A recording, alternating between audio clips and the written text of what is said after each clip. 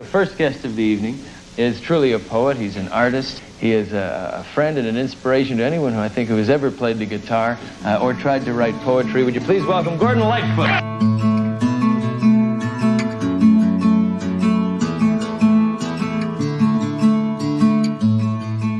All is well. I've made my peace where highways never end. Yesterday's a memory. Today is just a friend. For the Mountains and Maryann are calling me again, and the red pines will bow their heads. The rivers and the watersheds will swallow up my tears. This is Carefree Highway Revisited, the show that celebrates the work of Gordon Lightfoot song by song, a proud member of the FM Podcast Network. I'm your host, Mike Messner, and along with me today is a fellow fan making his fourth appearance on the show from Markham, Ontario, Michael Howitt. Michael, it's good to see you again. Yeah, it's great to be back. Thanks so much for having me, Mike. Yeah, it's always a pleasure to have you on here. Now, you've been, as I said, on the show a few times before, so we won't go through your entire background with Lightfoot, but no. I understand that you have some good, fast-breaking news for us. Yeah, so we just became grandparents for the fourth time. The latest one was a boy born 2 weeks ago, so some more bodies to groom into the Lightfoot family, so I'm working on teach them some Lightfoot songs at some point. All right. And that is a noble endeavor. So congratulations, Grandpa. That's fantastic. So you wanted to talk about the Mountains and Maryann today, and I totally understand why you wanted to. Listening back to it in the past few days, I can't help but think this is Gordon at his happiest. This is a joyous song, and we know that Gordon had a lot of depressing and unhappy times in his life later on, and probably before too. It also feels like it would be great music for the closing credits of a movie, as if the narrator has come out the other end of a series of events or a crisis of some kind, and now he's going home or going back to the life that he knows. And that's what resonates with me. So why did you want to talk about it tonight? When we did Black Day in July a while back, I said the same thing, but the first time I heard Gordon Lightfoot was my father's 8-track he had of the Did She Mention My Name album, so I would have been about 9 years old at the time. It was an 8-track, so you could only listen to it in the car, so I used to spend hours listening to this album in the car. So it brings back so many great memories, and I just find this particular song as well, it became one of my favorites because back then, up here in just north of Toronto anyways, the only songs you heard on the radio or wherever were just generic songs. You never heard Canadian-type song. And so this song, there's lyrics in it referring to Saskatchewan and the prairies. And being that age, it just sounded like an adventurous song, a travel song. So there's a sense of adventure. It was kind of joyous. So I think that's why I was so attracted to it. You know, I hadn't heard Gordon's earlier stuff like Canadian Railroad Trilogy, other Canadiana type songs, but, this one really resonated with me. And I think that's one of the things that initially attracted me to Gordon. Like, here's a Canadian singing about Canada, and he lives in Toronto, you find out later. So I think that's why I really became a Lightfoot fan.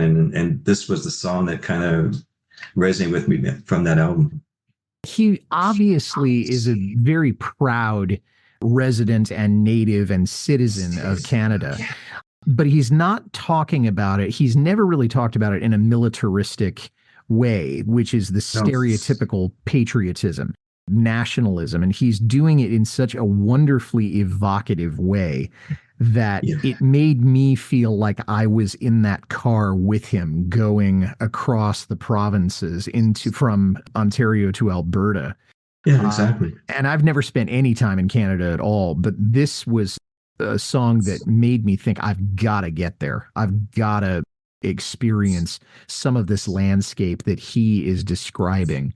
And so, it's definitely on my bucket list to start in Ontario and do the Lightfoot Trail in Orillia, and then do other parts of the country also. And I'm going to have you as my tour guide, so get ready. Sure.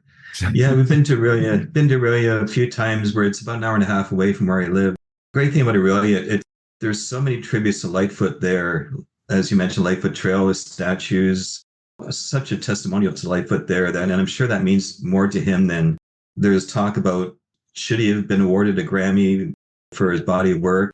or whatever, but I'm sure this stuff and being in the Songwriters Hall of Fame means no more to him than that stuff. So yeah, it really is a great place, especially if you're a Lightfoot fan. Oh, yeah. He and Stephen Leacock put the place on the map, really. Yeah. And the fact that he's able to keep that place close to his heart and that they remember him so fondly, I think says volumes about the man. So what is the best setting or activity for you to listen to this song? Or is this one of the songs that you could listen to irrespective of where you were or what you were doing? I know it sounds hokey. There's not too many songs where I say you've got to be in the car driving to listen to it, but this is one of those songs for me. So I've never been out west. The furthest west I've been is Thunder Bay, which is kind of the northwest tip of Lake Superior.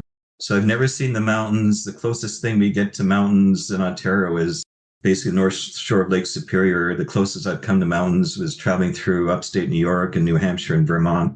So I can't drive to the mountains to see Maryann, but I can drive in the red pines and the watersheds, here in Northern Ontario and listen to songs. So that would be the ideal setting for me. Yeah, and we'll talk about the particular natural phenomena that he mentions in the song. I'm like you. For me, it would be driving, and it would be looking at the mountains or driving through the mountains. Or even better, it would be me as a passenger in a car that was driving through the mountains. Because if you go up into the Sierra Nevada, where I live in California, it's tricky. And particularly this time of year, it's downright dangerous. For me to be distracted, especially by an artist who means as much to me as Lightfoot, I'm kind of taking my life in my hands. Exactly. But if I were on a bus or if somebody else were driving, then I think I'd be happy as a lark. Yeah, exactly. So the song came about, from everything I can tell. Jennings mentioned that it was a Calgary school teacher whom he'd met while touring Alberta in 1967. Right. And this person's name, I guess, has faded into obscurity, or at least Jennings did not mention this woman's name. Lightfoot himself said something about it, and I'm quoting directly from the songbook liner notes. He said, "A trip out west with a lady in waiting, not quite as adventurous as Easy Rider, but still a bit of a journey, filled with hope and expectation, and a better ending, a happier ending," unquote. Right. Now, you can't get a much sadder ending than Easy Rider had. Yes. So in a way, Lightfoot's not saying much, but I like the comparison to the road trip that you have in all kinds of literature. Yeah, for sure. And there was on CBC, which is the Canadian Broadcasting Corporation, there was a 1 hour special that CBC aired about Lightfoot in 1968. And you can see it on YouTube now, but he plays some songs in front of a studio audience. And one of the songs he plays is Mountains and Maryann. So it's just him, Red Shea, and John Stockfish. And he does give a bit of an introduction to the song. And he says, "This is a song about a young fella going across country on a motorcycle. At least that's the picture I had in mind for this song. He's gone out to see a girl that lives way across the country." So he kind of gives that color in this special he did. So I always, now I see him on the motorcycle going across the country for sure. That brings up other visions, though, doesn't it? I mean, I think about Che Guevara going out on his bike when he's 13 and the Motorcycle Diaries, the film of that. Being a young man and having your own autonomy, being able to go where you want, right? Which explains the reference to the bedroll that Gordon makes a little later on. And then this is a little bit of a chilling irony. You got to think of Dylan and the motorcycle accident that he had in 66, or that he apparently had. There's a school of thought that said it was just an excuse for him to get away from the pressures of what was going on in his life. But in any case, the idea of the motorcycle is yet another series of visuals that we get when we're thinking of that. Now, Michael, you noticed some variations with the name in the song, and I know that you had wanted to talk about that. Okay. It's a bit confusing to me, and I'm a bit of one of these grammar police people. Like, by no means am I an English major or anything, but I can be a bit of a grammar policeman. So there's so many different spellings and variations on the title of this song, which has always confused me. So I've got the original Did She Mention My Name album, So on the cover itself, it says the Mountain and Maryann, and Maryann is Maryann. But on the record inside, it says Mountains and Maryann is Marion. So that's confusing. I've got the original sheet music for the Did You Mention My Name album, and that's just Mountains and Maryann, IAN. I've got one of the United Artists re-releases, and it says Mountains and Maryann, IAN, for Maryann on cover. And on the record, Mountains and Maryann, ION. And the songbook set, which released in 1999, it says The Mountains and Maryann, and that's Maryann.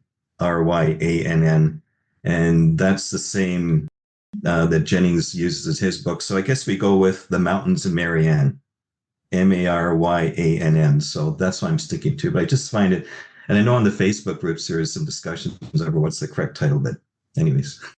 Yeah, and I actually tend to favor that because Marion and Maryann are very distinctive names.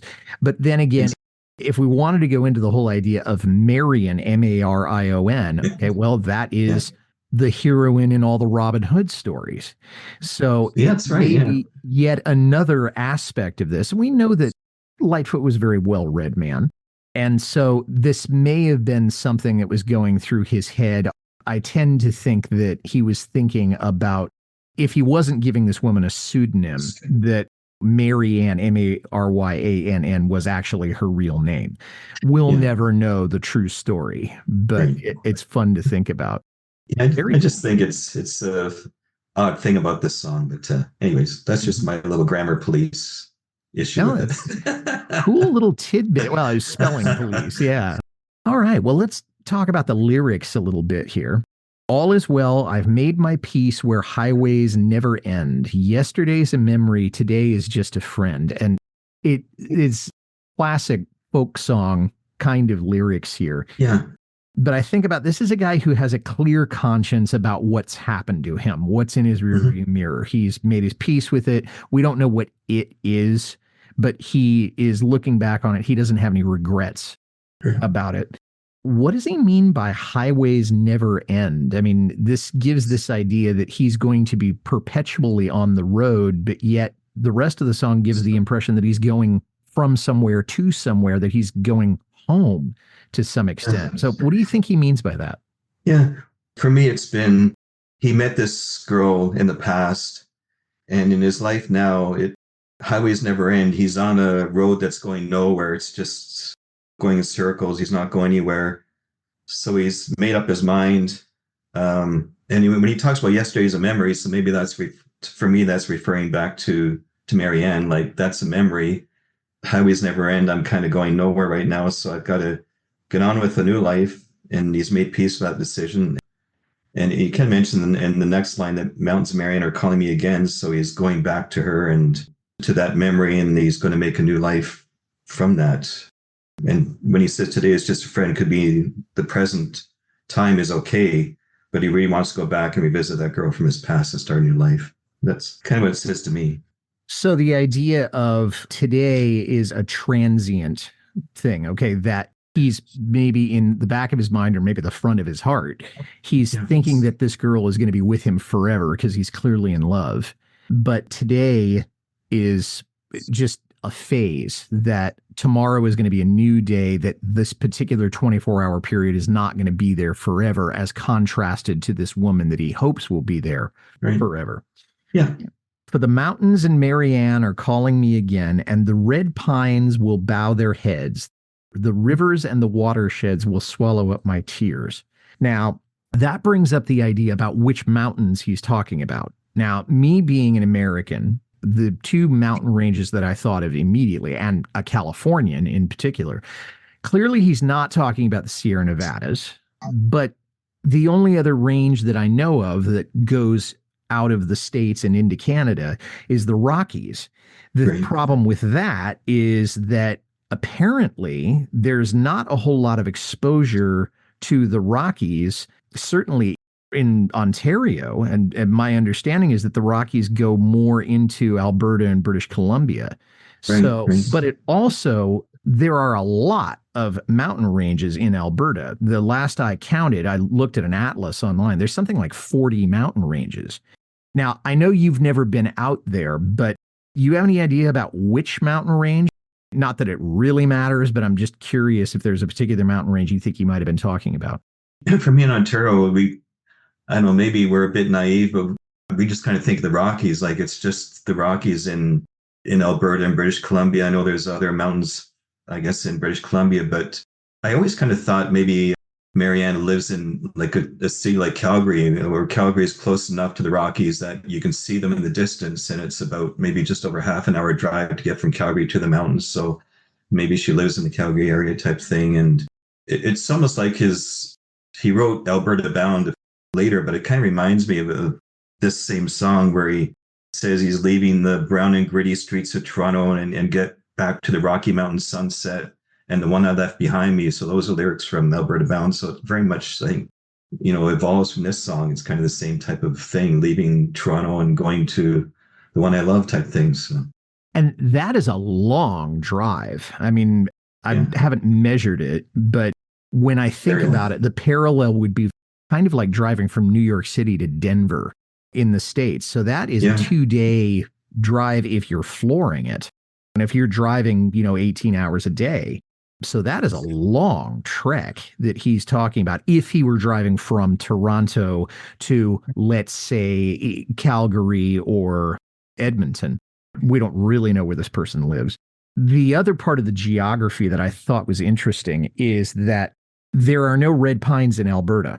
They are indigenous to Ontario or the northeastern United States. You get them in Pennsylvania and New York and other parts of New England. So that kind of implies that he's finishing up a tour in the States, or he's starting from Ontario, where he grew up, and then just heading due west. Yeah, I did a bit of research. So it looks like there are red pines in the northern Midwest. So, and this is just my thoughts, but he probably went through Detroit and then up through Wisconsin, Minnesota. I have driven the road that goes into the prairies north of the Great Lakes. That goes along the east shore of Lake Huron, north shore of Lake Huron, and up above Lake Superior. And the roads are okay today, but back in the 60s when he wrote this, a lot of those roads are probably very sketchy. The weather can be very bad. The terrain is pretty rough. So I'm thinking, if he went out west, he probably wouldn't go along the lake shore, the north shore of the Great Lakes. He'd probably loop through the States and go that way. Yeah, and it looks like there are red pines in that area, like I guess Wisconsin, Minnesota, I think. Yeah, it's possible. I mean, I just know that there aren't any in Alberta, so it would imply that he's taking a different route, like the route that you're suggesting there. We'll be right back to our conversation with Michael Howitt about the Mountains and Maryann. But first, a word from a podcast partner or two.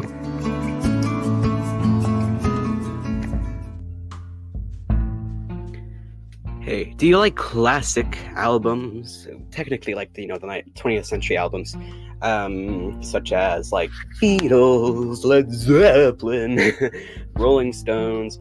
I've only had Beatle episodes so far. However, I'll be doing more. But welcome to my show, or rather, hey, welcome to check out my show. All those years ago, a classic album podcast with the dipping sauce. As you can see, the George Harrison reference. I review classic albums, not of those the likes of Beethoven, the likes of the Beatles and Rolling Stones, and like I mentioned earlier, or what have you. So yeah, check it out. It's every Monday. And I do albums, conspiracies, songs, all that jazz. So just check it out. All those years ago, a classic album podcast, wherever you get your podcasts.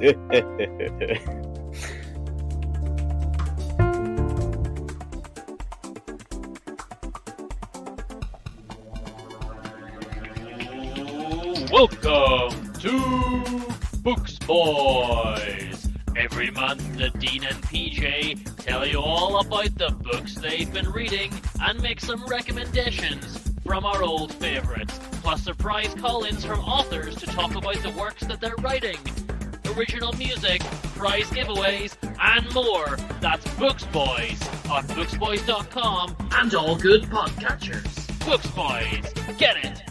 Buy it! Books. The rivers and the watersheds will swallow up my tears. And I thought to myself, wait a second, Gordon, you just said all is well. And now you're talking about tears just a few words later. And I'm wondering if that was just poetic license, because if all is well, why would you be crying tears?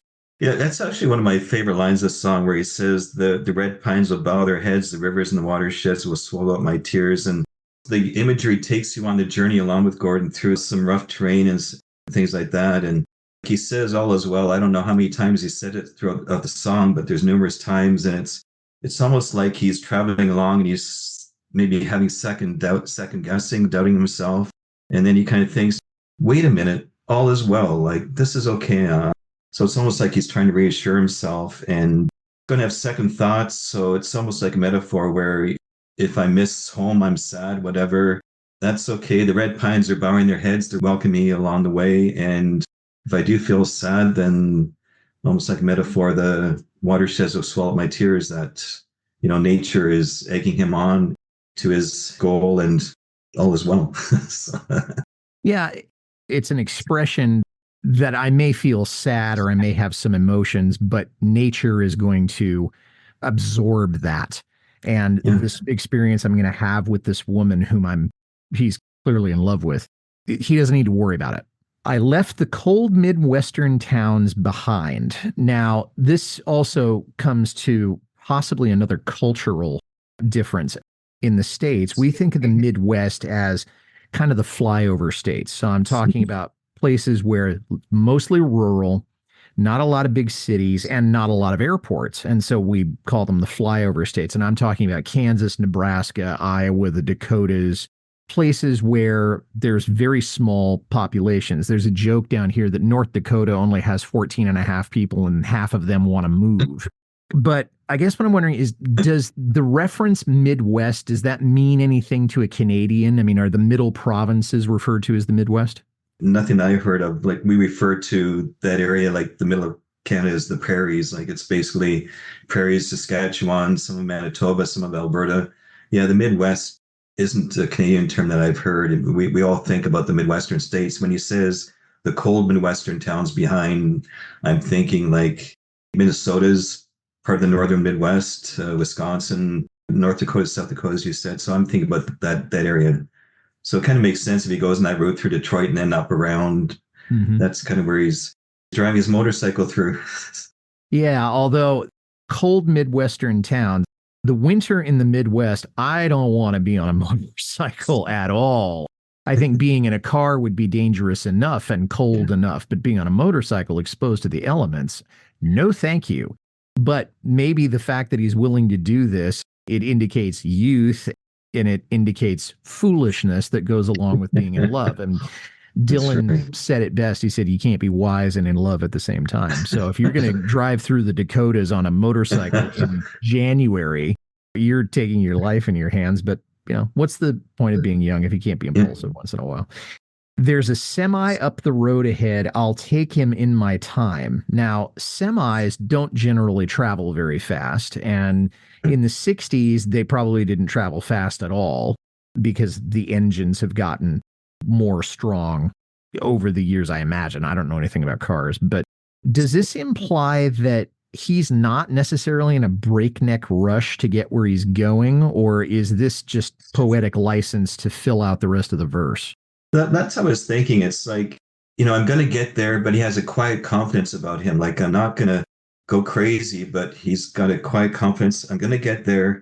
Nothing's going to stand in my way. There's a semi, so it's not going to stop me. I'll get around him. And probably as a good Canadian, as he drove by, he probably said, sorry. But okay. It does add another element to the journey. And I love that he put it in.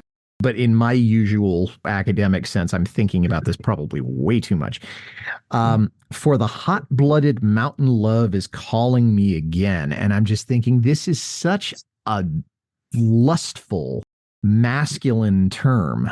I probably could not go on the Facebook group, maybe you have, and said, okay, who is Maryann? I think if I asked 10 people, I'd get 20 answers. But he did write this song, I got to think, when he's in his mid to late 20s. which is the sexual prime for men. So he's not being bashful about it at all. Hot-blooded mountain love. Yeah, it's Lightfoot's one of those performers. He's very charismatic, and he's not shy to sing about that aspect of his life, and he sings with conviction. And the lyrics that he puts into the songs, he's very transparent. Yeah, this is just showing I'm a sexual human being. He's one of these entertainers that women love, but men love him as well because he's just got those two aspects to him. It's a great line, and yeah, he's not sugarcoating it there, that's for sure. I mean, there are other times when he is kind of putting a little bit of a scrim in front of what's going on. I mean, you don't really know in black and white what's going on Affair on 8th Avenue. Whereas for Approaching Lavender, I mean, he's talking about take your clothes off and give your love to me. You know? So it's nice to see that that's still in his, I guess I'll call it his romantic period. Yeah, exactly. All is well as I swing up to the border bent for hell. And I got to think this is Lightfoot heading from the States into Canada because he's going up to the border. Why is he bent for hell? Is this a different part of the journey where he's thinking, okay, now I'm getting close and I really want to speed things up? Where is that coming from? Well, I could be off base here, but I found a reference. It could be referencing a highway in Saskatchewan. It's Highway 35, and I've seen a couple of references referring it to the highway from hell.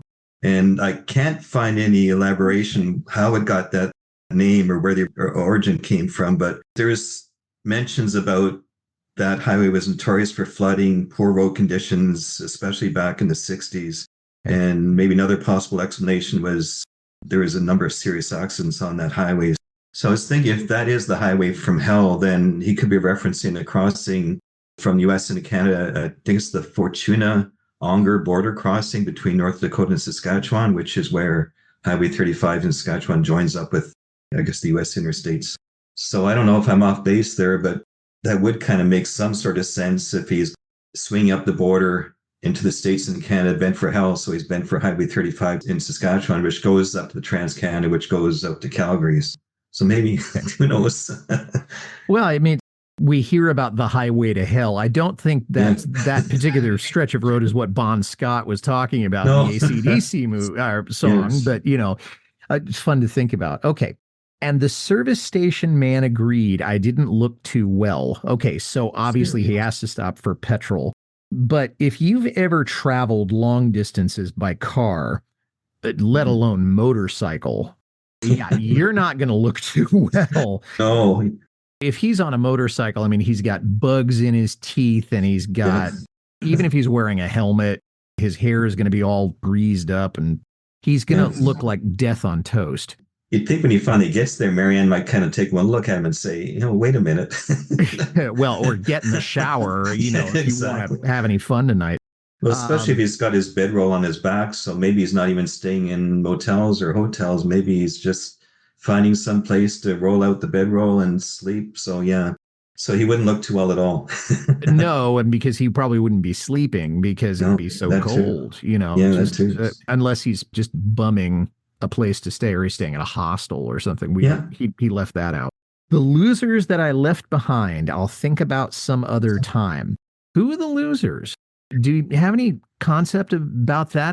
I don't know if it's anybody specific, or maybe he's just saying, well, those people back home, they're living okay lives. They're playing it safe. Like going back to today is just friends. So, you know, they're living their safe lives and they're not taking the risk to really go out and what they want. So maybe he's kind of referring to those people as losers. They're not willing to take the risk and go after what they really want. Relative losers. As opposed to him, because he's portraying himself in so many words as being, you know, bold and fearless, and I'm going to go out by myself and I need no one, as opposed to the guy who back in Aurelia who went to school and then went to university and now is working as an accountant in Toronto or something. Predictable kind of lifestyle. You know, if you're a musician, a professional musician, it's anything but predictable. Yeah, exactly. Yeah, Gordon did work for a bank very briefly. Maybe that would be a loser. I worked for a bank for 30 years, so maybe That's a loser. Okay, well, you said it, Michael. I didn't. Okay, because you know more about finance than I do. For the border men were all my friends. They couldn't find a dime. Now, there's two things that came to mind with this. One is that when you're crossing the border from Canada into the States or the States into Canada, many times there will be a search for contraband. Right. And it may not be illegal stuff, but it may be, do you have any plants? Do you have any fresh fruit? You might have to pay a tariff on, kind of like going through customs. Right. But the other thing that I thought of, they couldn't find a dime. And the only thing I can think of, I don't think he's talking about a literal 10-cent coin. I think he's talking about a dime bag of weed. And I don't know that Lightfoot was ever a pot smoker. I know he smoked cigarettes, but I don't think he was ever a pothead. And so again, is this poetic license, or was he just making a cultural reference there? Yeah. Well, I really like your thoughts about the dime bag, because I was kind of stuck on the literal dimes. So I was kind of thinking, well, back then a phone call cost 10 cents. So maybe he wanted to phone somebody like, am I doing the right thing? But then I don't think that's it. So I really like the dime bag reference. That I've seen an interview that he did, and I can't remember exactly what it was, but I remember him specifically saying that alcohol was my choice back in the day. Yeah. But he said, from time to time, I did partake in other things, but they're totally legal now. So weed back then was illegal, but now in Canada for years, it's been legal. Yeah. So he didn't actually say weed, but it was pretty clear to me anyways. And if he is on a motorcycle driving across the country, it's a lot easier to have a bag of weed than to be carrying a 2-4 beer or something like that. So, my goodness. Yeah. And I mean, why would they be searching, for beer? I mean, if it was American beer, they might want him to pay a tax on it. I don't know how it worked back then, but there it is. I don't think of Lightfoot as ever being a druggie. Alcohol was his thing. But on the other hand, and granted, I grew up after this stage, but I've also been a young man in North America, who didn't smoke weed, particularly in the 60s. So that probably fits in with the zeitgeist. And then we get towards the end. All is well. The foothills are coming into sight. Today is just a memory. The future is tonight. I can almost feel his heart racing a little bit more, as he's getting closer. He sees the foothills. His lady is in the mountains, so he's got a little ways to go, but he's certainly much closer. Again, you don't know what the ending of the story is, but you do know what the ending of the story is going to be. I still think that this would make a fantastic closing credits for a movie. It would be, yeah, for sure. I thought that the last line where he said, today is just a memory, the future is tonight, it's a really good counterpoint to the line in the first verse where he says, yesterday's a memory, today is just a friend, but now today is the memory and the future starts tonight. So I thought that's such a great counterpoint to the beginning of the song, like closing it that way. And it's kind of like, that's the good ending. That's what we call closing the loop. Yeah, that too. So now we get into a little bit more about the specifics, the technicalities of the song.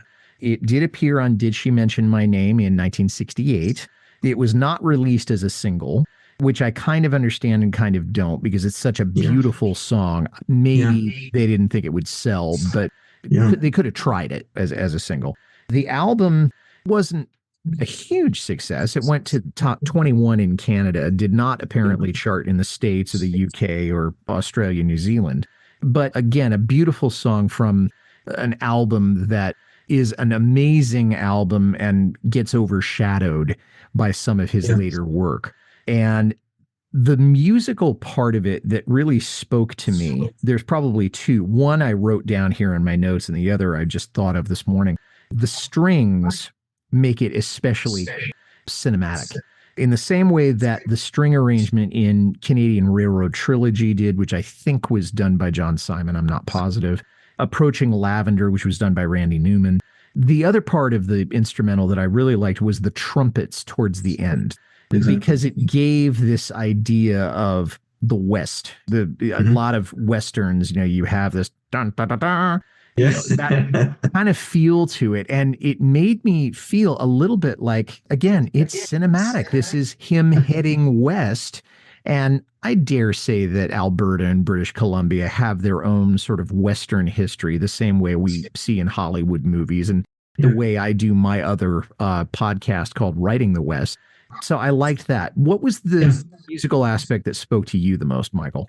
Well, there was a couple of things when you mentioned the orchestration too, and there's an interesting piece on the original album cover where Gordon Lightfoot writes something. So this was the first album he used orchestration on, and he writes on the album cover that he met John Simon in Philadelphia. John Simon came up to Toronto. They spoke for a bit, and Red Shea and John Stockfish came up with some nice licks on the songs. And then they hopped on a plane to New York and recorded the album. And he said a week later, we were getting the tracks down and everything sounded right, when all of a sudden Simon pulls out this violin section. And he says, I couldn't believe it at first. I mean, it sounded so fine altogether, so I just had to sit back and listen for a while. So I guess the orchestration was Simon's idea, and Lightfoot liked it, and the strings kind of come in mid-song, and it's almost like it kind of picks up the protagonist's feelings or his spirits, and the strings, the horn section, so it's like it's trying to lift his spirits, and then the last verse, like you said, Mike, the horns come in, and it kind of reminded me of like when somebody arrives, the trumpets blare like dur, dur, dur, dur, dur, dur. And it's almost like at the very end of the song, I'm here, and the trumpets blare, and then the song ends. So I really like that piece. And the other thing I really liked were the instrumentation breaks, where he slows down the tempo and he even stops before the last verse. And there's some really tasteful chord progressions up the neck of the guitar in that instrumental break. Tempo slows down, and it's as if the protagonist is kind of slowing down. Take a break, catch your breath. It's a long journey, collect your thoughts. And then he starts all is well, and then the tempo picks back up again. So I really think that contributes to the song. Those are the two things I really like about this song. I hadn't thought about it in terms of the passage of time, but he may be portraying when he has those slowdowns. You got to think that this journey has taken place over the space of a couple days. So maybe here's one chapter, it's slowing down, and the unwritten message is, as the sun comes up, we join our hero on the second day of his journey. So kind of dividing it up without making it really distinctive. When you think of Canadian Railroad Trilogy, these are very different songs in terms of feel and tempo and those kinds of things. Okay, this doesn't have the same kind of sweet feel to it, S-U-I-T-E, but episodic, I think would be the word that comes to mind for that. We'll be right back to our conversation with Michael Howitt about the Mountains and Maryann, but first a word from a podcast partner or two. Hey, I just wanted to take a second to tell you about my latest podcast discovery. Firebreathing Kittens is an actual play one-shot podcast that plays various tabletop role-playing games with a season-long plot.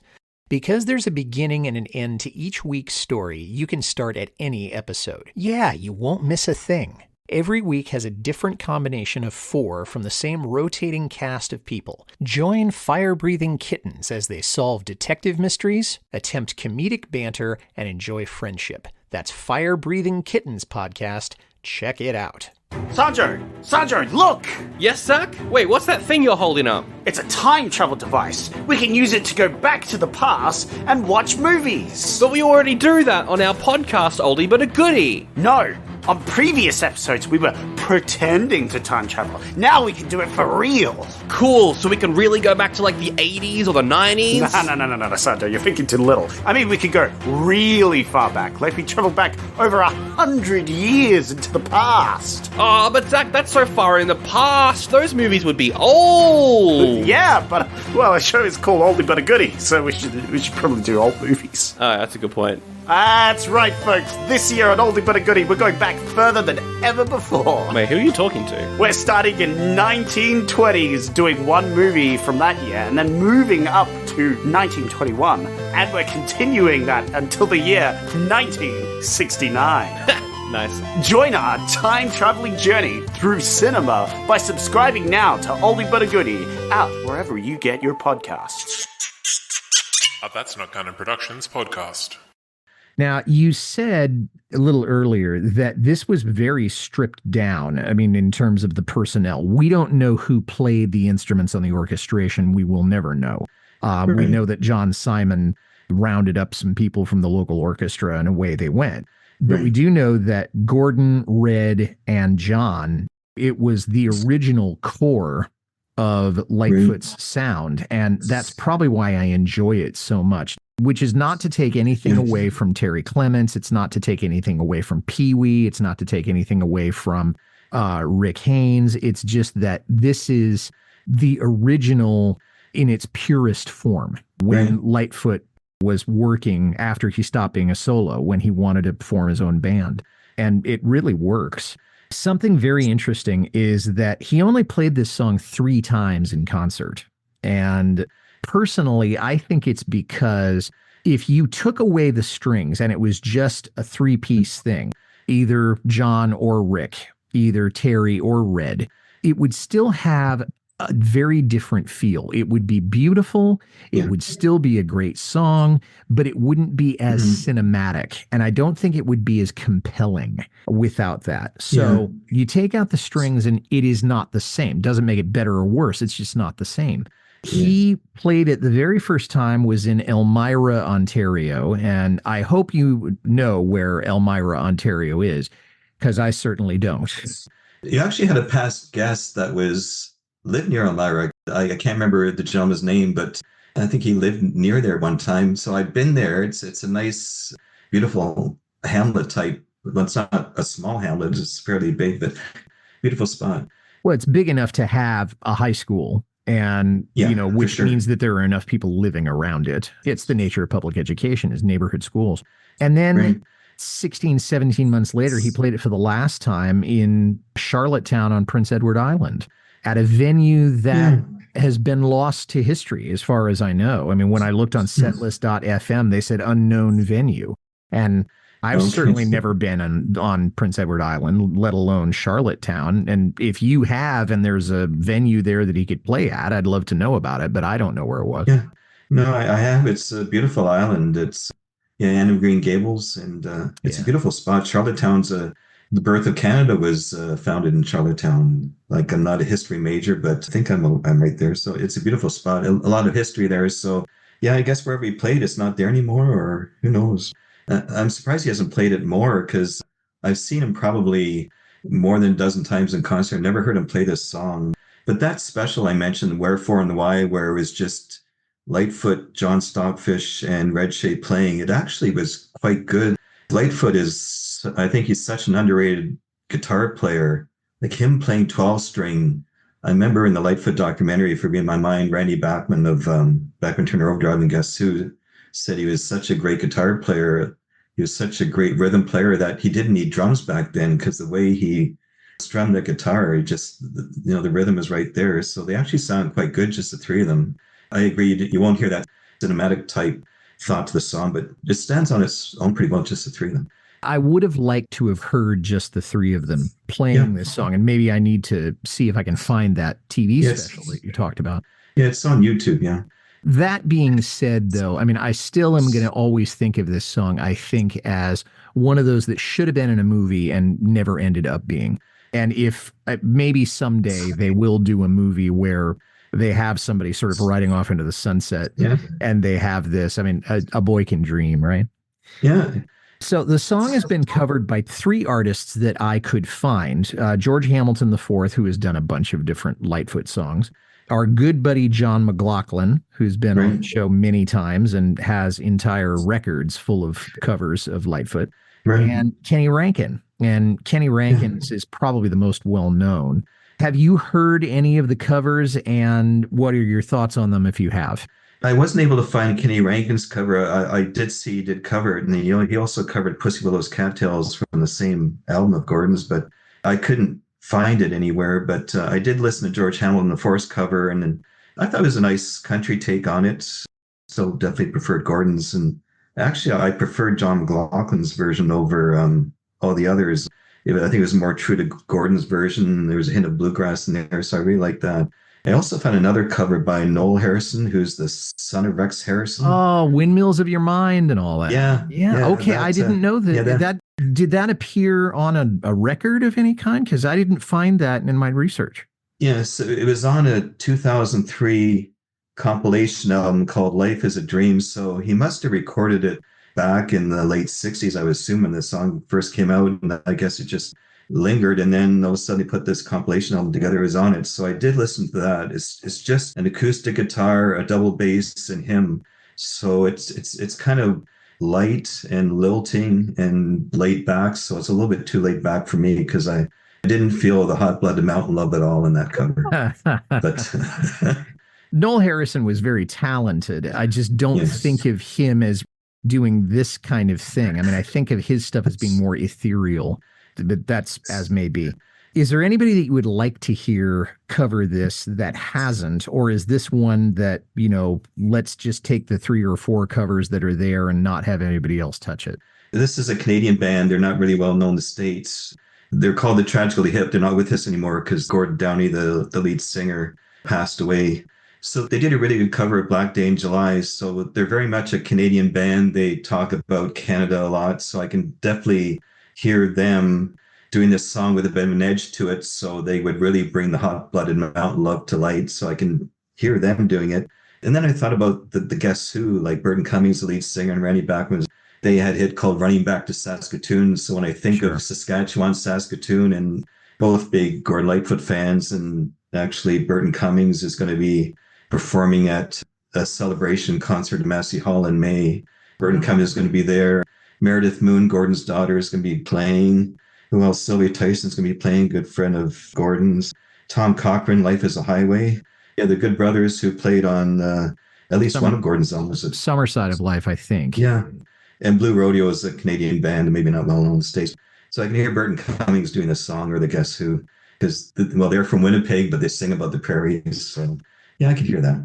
Yeah, you're far more familiar with the Canadian music scene than I am, but there was only one artist that I thought might have been able to take a swipe at this, and that would have been John Denver, who in the beginning of his career did do covers of different songs and did respectable versions of them.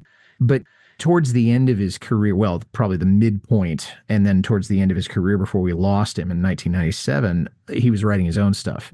But this is in that sort of category, that genre of romance as seen through the eyes of nature, or with elements of nature put in. And so I would have liked to have heard that.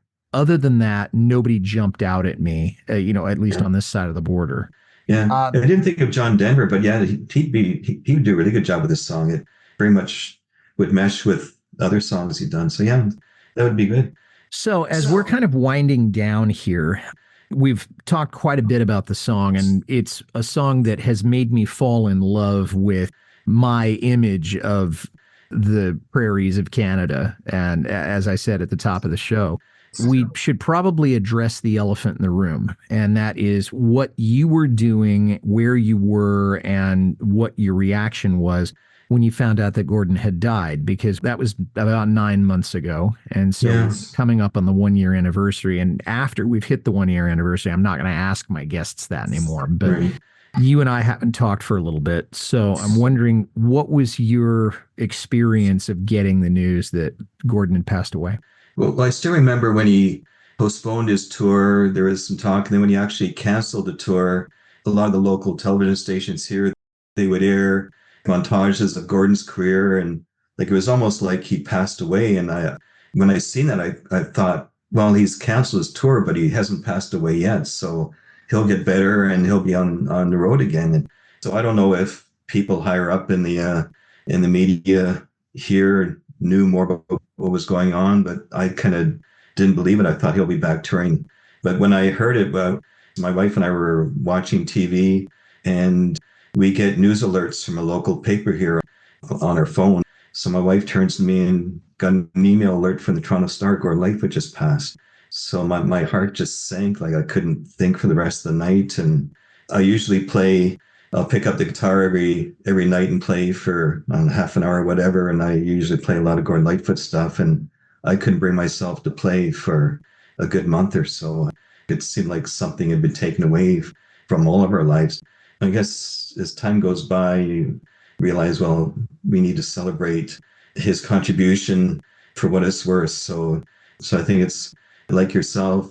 I really, speaking for all us Lightfoot fans, we really appreciate all you do to keep his music alive and doing this. So, I think I speak for a lot of people who are so appreciative of what you do. And we all play our part to keep his music alive. And his band is now touring in Southern Ontario. Yeah. They have a singer that's singing with them, and they want to keep the music alive too. So that's great. Yeah, it was such a shock at first. I felt definitely an emptiness inside, and I don't usually get that way over celebrities. It's just family members, but he really felt like family members. So I guess time heals wounds. But I'm back to playing his music again, which is fun again. So that is probably the most meaningful thing about him, is that the man is not with us, but his music is going to go on because it always has. Right. And I think that grandson that was born to you just a few days ago, when he gets to be our age, and I think you and I have been around long enough to be considered old timers at this point, I guess.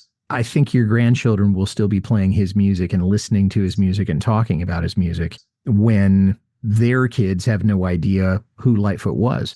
And I think the fact that his music is going to last that long probably says as much about the man and the contribution he's made to our lives as anything else would. Yeah, exactly. Just as an aside, I go up to the dock at Christian Island usually once a month or so. You just came back from there, didn't you? Yeah, so I'm retired from banking, but I drive vehicles now that I'm retired is just to pass the time type thing. So we deliver vehicles to Christian Island. So we're up there. And I didn't know when I heard the song, but Christian Island is First Nation. Like it's the Beausoleil First Nations. And whenever I go up there, I always say, Christian Island, I'm a huge Gordon Lightfoot fan. And they all say, no matter what age, even people that are 20 years old, yeah, we know Gordon Lightfoot.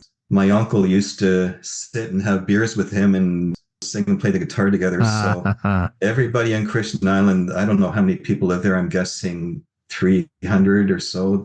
And a lot of them live on the mainland. They all know Gordon Lightfoot. So that's how the music stays alive. Everybody in Canada that's picked up a guitar and tries to play songs all know Gordon Lightfoot. So that's how the music lives on. That's fantastic.